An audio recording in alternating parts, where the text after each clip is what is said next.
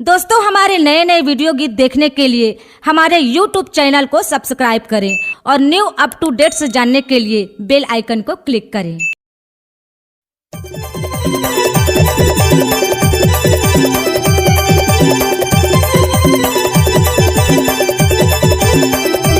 आप सुन रहे हैं स्टीव म्यूजिक की चीजों।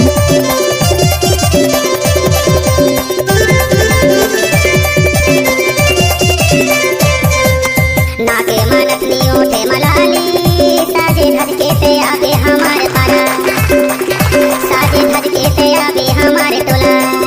गोरी माया वाली तोला मन भर के करमाओ मोर संग न चाहू रे दो, तोला मन भर के करमाओ मोर संग न चाहू रे दो। आप सुन रहे हैं स्टीव म्यूजिक की चीजों।